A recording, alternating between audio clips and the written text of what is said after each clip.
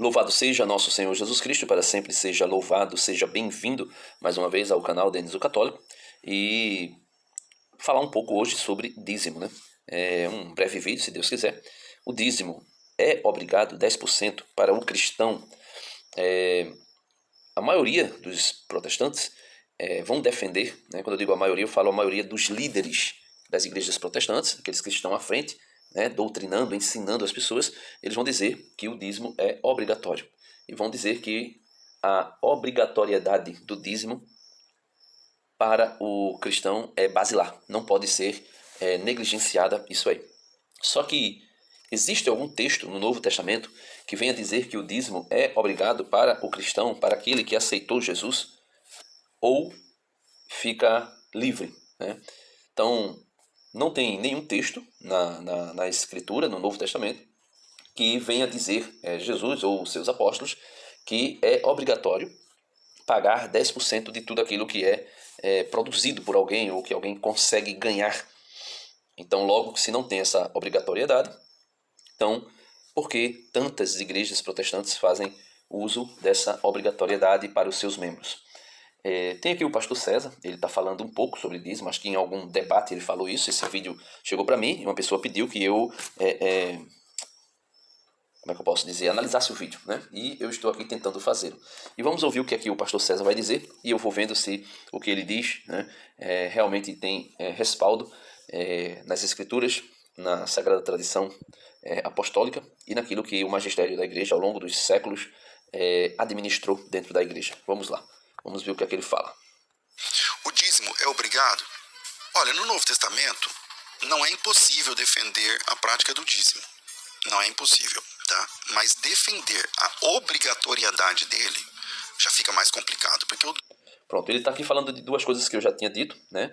Se você pegar o dízimo, você consegue no Novo Testamento dizer que o dízimo ele é possível, né? Que um pastor pode alegar a necessidade do dízimo, ou que o dízimo tenha que ser realizado, né? Que tenha que ser pago, ou tenha que ser devolvido, né, ao Senhor. Só que ele vai dizer também que é impossível alguém defender a obrigatoriedade do dízimo. E isso, de fato, não tem ninguém que faça, se baseando nas Escrituras.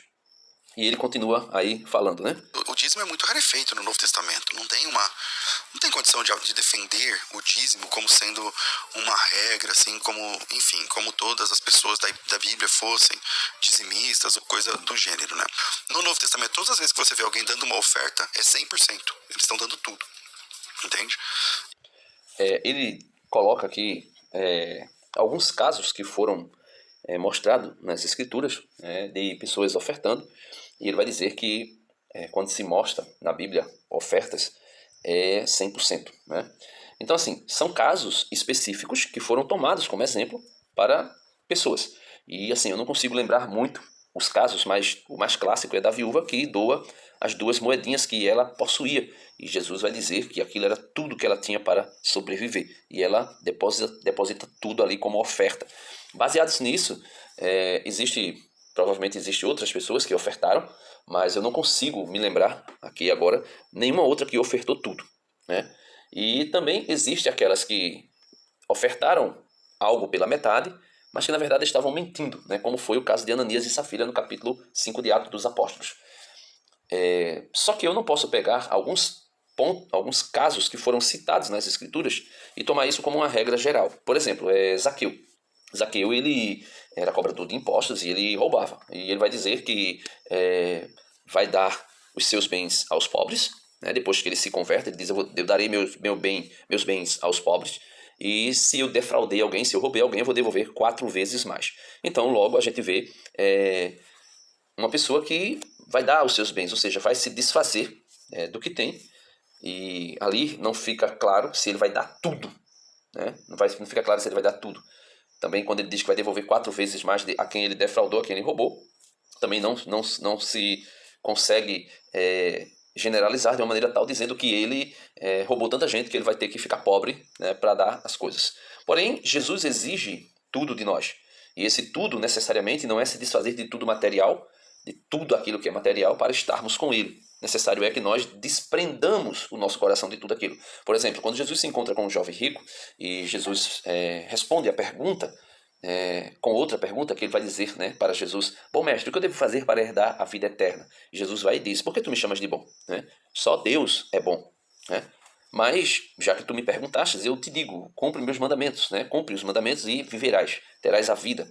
E ele vai dizer quais mandamentos. Jesus diz: amar Deus sobre todas as coisas, não tomar seu santo nome em vão, e assim sucessivamente os 10 mandamentos que nós conhecemos da lei judaica. E ele vai dizer: eu tenho seguido isso desde a minha juventude, desde a minha infância. E Jesus diz: então uma coisa só te falta, vende tudo que tu tem, dá aos pobres e me segue. E aí necessariamente as pessoas vão dizer que Jesus estava obrigando aquele jovem a vender tudo. Se ele não vendesse tudo, se ele não se desapegasse de tudo e não seguisse Jesus, ele logo não teria condição de se tornar discípulo de Jesus. Só que muitas outras pessoas encontraram-se com Jesus e se tornaram discípulos de Jesus, sem precisar vender tudo, sem precisar dar tudo. Quando nós falamos dos 12 apóstolos, o apóstolo São Pedro vai deixar muito claro que eles fizeram isso. Né? Pedro vai dizer assim: Senhor, o que será de nós que deixamos tudo para te servir, para te seguir? Né? E Jesus vai dizer: olha, todo aquele que deixou pai, mãe, filho, esposa, irmã, casa, tudo por causa de mim, ganhará 100 vezes mais nesta vida, ainda tudo isso, e na vida futura, a vida eterna. Então, assim, são casos que a gente vê, mas a gente também não pode generalizar. Né? A gente tem, por exemplo, Levi. Levi, Jesus chama Levi, né, Mateus, para segui-lo, e ele vai seguir Jesus. Diz que ele deixou a cobredoria de impostos, né? Cobredoria, né? Ali a mesa onde ele cobrava os impostos, né? Engasgou aqui. Mas depois diz que ele servia um jantar para Jesus em sua casa. Né? Então logo a gente vê que ele não deixou tudo, ele deixou todo o seu pecado, toda a sua vida velha. É como Zaqueu também. Zaqueu chamou Jesus e serviu um jantar para Jesus. Né? Aquele Simão, né, o fariseu, Jesus também, né, encontrou-se com aquele homem e jantou na casa dele. Então assim, nós não podemos pegar alguns exemplos na Bíblia e generalizar. Mas vamos lá para a prática do dízimo, se é obrigada ou se não é. Deixa ele concluir o vídeo aqui e eu também concluo o meu pensamento sobre isso. E para piorar a nossa situação, nós somos do Novo Testamento. Então a gente tem que dar tudo. Então, se a gente tem que decidir alguma coisa entre 10% ou tudo, é o que a gente tem que entregar. Agora, então veja, ele diz assim, veja a argumentação aqui do pastor. No Novo Testamento, ele alega que, como eu dei aqui alguns exemplos, é necessário dar tudo. Aí ele diz assim, então a gente é do Novo Testamento. E no Novo Testamento tem que dar tudo. Então a gente tem que escolher. Entre aspas, ele está dizendo isso, né? Entre aspas, ele está dizendo que a gente tem que escolher. Eu vou até voltar o vídeo aqui para não colocar minhas palavras, mas vamos lá, vamos ver o que é que ele diz aqui. Para piorar a nossa situação, nós somos do Novo Testamento. Então a gente tem que dar tudo. Então, se a gente tem que decidir alguma coisa entre 10% ou tudo, é o que a gente tem que entregar. Então ele diz que a escolha tem que ser feita. A gente tem que decidir entre 10% e tudo. É uma escolha que a gente tem que fazer. Então ele está dizendo que a gente é do Novo Testamento, alegou que no Novo Testamento se dá tudo. Então se você não quer dar tudo, logo você vai ter que fazer o quê? Dar os 10%. 10%. Então, alguma coisa a gente tem que fazer. E depois ele conclui o vídeo dizendo que a gente só não pode ser... O que é errado é ser mão de vaca. Mão de vaca. Ele vai dizer que o que é errado é ser mão de vaca. O dízimo é obrigado. Então, concluindo aqui, o vídeo aqui com o irmão, então ele vai dizer que tem que se ter essa escolha. Ou você dar tudo, ou você dar 10%. Aí as pessoas vão dizer, eu não vou dar tudo. Então, obrigatoriamente, sobra o quê? 10%. Só que, meus irmãos, o que Jesus exige de nós, por incrível que pareça, é que nós sejamos dizimistas. Mas ele não vai dizer quanto. Jesus não vai dizer que é o 10%. Só que as pessoas pegam a palavra dízimo, né, que é décima parte, né, uma décima parte, né, sei lá, de 100 eu vou dar 10, de 1000 eu vou dar 100. Então, logo, pelo significado da palavra, as pessoas vão dizer que para ser dizimista no meio cristão, tem que se dar 10% de tudo que se ganhou. Só que Jesus nunca disse que tinha que ser 10%. Os apóstolos nunca disseram que tinha que ser 10%. 10%. Só que Jesus vai dizer algo sobre o dízimo. E o que é mais importante do que o dízimo. Claro que nós devemos ser dizimistas. Eu sou dizimista. Né? Minha esposa também é dizimista. Nós temos que ser dizimistas. Só que na Igreja Católica não se exige 10%. Na Igreja Católica exige-se que a gente seja dizimista. Pede-se que a gente seja dizimista. Não é obrigado, mas quem é cristão é obrigado em consciência. A sua própria consciência te denuncia, te acusa para que você perceba que você está irregular com Deus. Quando você é cristão, desfruta das bênçãos de Deus, mas não retribui com Deus. Só que existe algo maior do que o dízimo que Jesus nos ensina quando Jesus censura os fariseus, né, e os mestres da lei. Em São Mateus capítulo 23, fica até fácil de você gravar, São Mateus 23, é dito o seguinte, Jesus diz assim, ai de vós, mestres da lei, né? Aqui a Bíblia do Peregrino vai dizer letrados, né? Ai de vós, letrados, e fariseus hipócritas. Jesus chama ambos de hipócritas. Aí ele vai dizer que pagais o dízimo da menta, dos anis e do cominho. Aí Jesus diz que eles pagam isso, eles são dizimistas. Os fariseus e os mestres da lei, eles eram dizimistas. E eles pagavam o dízimo da menta, do anis e do cominho. E Jesus diz que eles são, melhor dizendo, dizimistas. Só que Jesus vai dizer, vocês pagam o dízimo de tudo isso e descuidais o mais importante da lei. Então ele vai dizer que eles pagam o dízimo, mas eles descuidam, ou seja, não praticam o que é mais importante na lei. E o que é mais importante na lei? Jesus vai dizer, né? Mateus 23. A justiça, a misericórdia e a fidelidade. Isso é o mais importante da lei. Aí Jesus vai dizer, isso é o que se deve observar, sem descuidar o resto. E Jesus diz para aqueles que são dizimistas, que pagam o dízimo e que cobram o dízimo, mas não são justos, não são misericordiosos e não vivem fielmente, né, aquilo que o Senhor pede. Então ele vai dizer, vocês são guias cegos, que filtrais o mosquito, ou seja, o dízimo é o mosquito, e bebeis o camelo. E engolem, né, disfarçadamente e descaradamente também, né, tanto disfarçadamente como descaradamente, engolem a justiça, a misericórdia e a fidelidade. E aí, quando nós vamos para o Novo Testamento, a respeito de dízimos e ofertas, como é que eu posso dizer? São Paulo vai dizer que Jesus disse algo bem interessante. Aí você pega Atos dos Apóstolos, capítulo 20, versículo 31.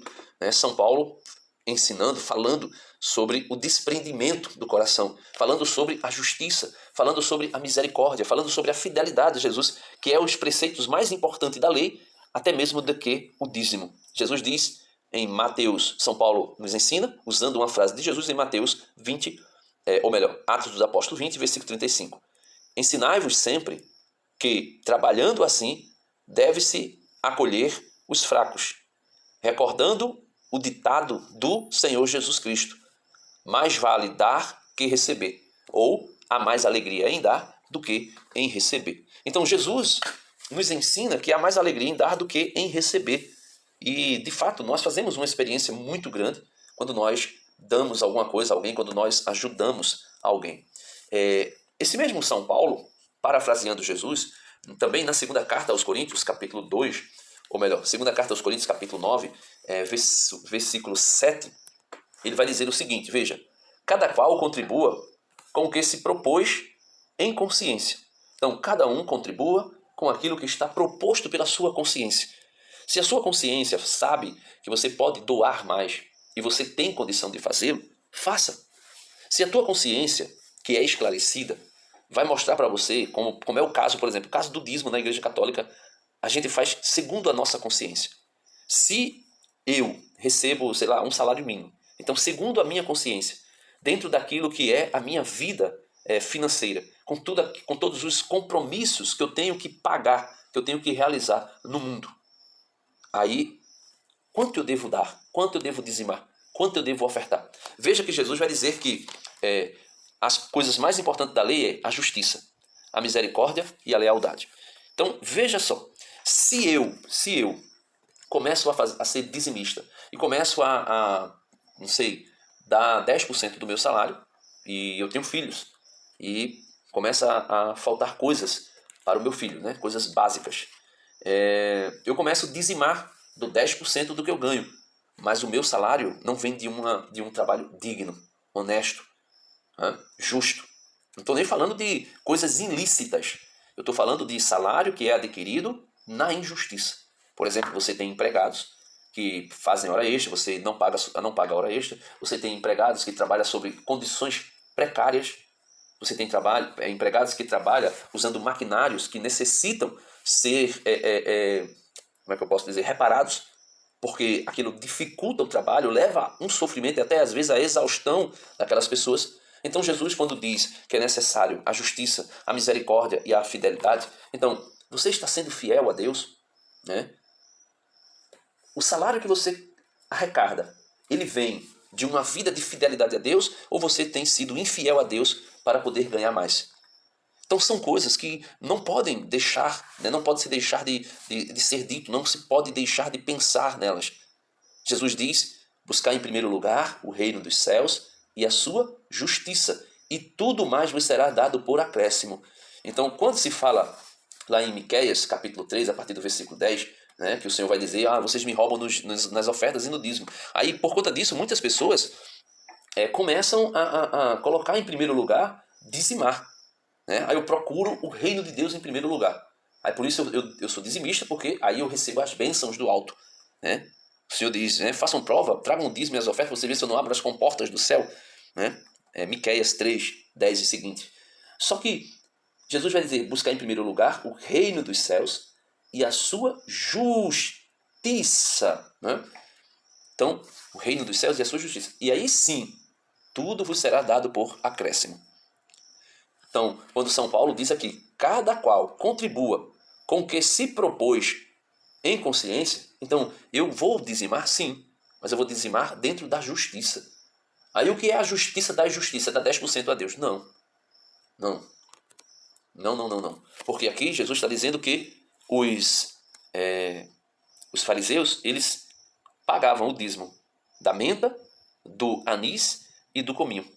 Porém, descuidavam o mais grave, o mais importante da lei, que era a justiça. Eles eram injustos. Por exemplo, quando levaram aquela mulher adúltera para ser apedrejada, eles agiram com justiça? Não, a lei manda apedrejar. Sim, mas a lei manda apedrejar. Que lei? A lei que Moisés escreveu. Por que Moisés fez isso? Por causa da dureza do coração das mulheres, né, que caíam em adultério. E por que Moisés fez isso? Por causa da dureza do coração do homem. Né? Então Moisés vai dizer: olha, tudo bem, essa é a lei, mas e a misericórdia? Agir segundo a lei. Aí você pode dizer: a aplicação da lei é a justiça. Mas Jesus, quando encontrou aquela mulher adúltera, Jesus perguntou: quem não tem pecado atira a primeira pedra. Alguém atirou? Não, ninguém. Então Jesus disse: olha, vem cá, cadê teus acusadores? Não tem mais ninguém, Senhor. Então se ninguém te acusa, também não te acuso. Então vá em paz e não tornes a pecar. Aí Jesus agiu de misericórdia. E agindo de misericórdia, Jesus também aplica a justiça. Porque a justiça, meus irmãos, ela anda lado a lado com a misericórdia. Jesus é o justo juiz, só que a sua misericórdia é infinita e se renova a cada manhã. Então Jesus vai dizer que o juízo será sem misericórdia para quem não tinha misericórdia. Mas bem-aventurados são aqueles misericordiosos, porque alcançarão misericórdia. E aí, a fidelidade. Jesus é fiel ao Pai. Jesus não contrariou nada daquilo que o Pai pediu dele, exigiu dele. Ele foi fiel ao Pai. E sendo fiel ao Pai, Jesus fez aquilo que agrada ao Pai. Aquilo que agradou ao Pai. Então, meus irmãos, que nós possamos compreender que muito mais do que ser dizimista de 10% do que se ganha, o Senhor quer de nós a justiça, a misericórdia e a fidelidade a Ele.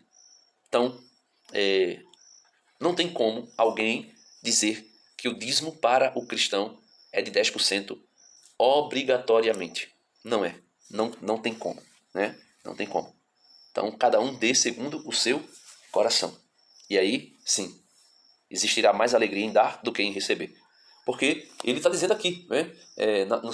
Segunda carta de São Paulo aos Coríntios, ele está dizendo, veja, cada qual contribua com o que se propôs, em consciência, não por má vontade, nem constrangimento, pois Deus ama a quem dá com alegria. Então veja, não posso dar nem de má vontade, né? Eu não posso ter, eu tenho que contribuir com o que se propôs em consciência, não por má vontade. Eu pago dízimo, porque a igreja obriga, mas eu faço isso de má vontade. Eu pago dízimo, porque se eu não pagar o dízimo, eu vou ser chamado a atenção pelo pastor, quem sabe até dentro da igreja na hora do púlpito lá que o pastor estiver pregando, né? Porque ele vai dizer que os que estão lá e não pagam o dízimo estão em pecado, estão roubando a Deus, estão fazendo alguma coisa do gênero. Então, por constrangimento, eu acabo sendo obrigado, né? Constrangimento, né? Por má vontade e por constrangimento. Então ele vai dizer, pois Deus ama quem dá com alegria. O dízimo é uma oferta a Deus, né? É um ato de amor a Deus, é um ato de desprendimento para as coisas do mundo e uma entrega voluntária e amorosa a Deus. Então, do contrário, não tem como se falar de dízimo, né? Então, Deus abençoe a todos. Espero que eu tenha contribuído aí com esse vídeo. E deixa o teu like, se inscreve no canal se você não é inscrito, compartilha esse conteúdo com outras pessoas, deixa aí um comentário. E se você desejar ajudar o canal, né, de alguma forma, na descrição do vídeo tem como fazer. Deus abençoe e não se sinta obrigado em ajudar. Deus abençoe.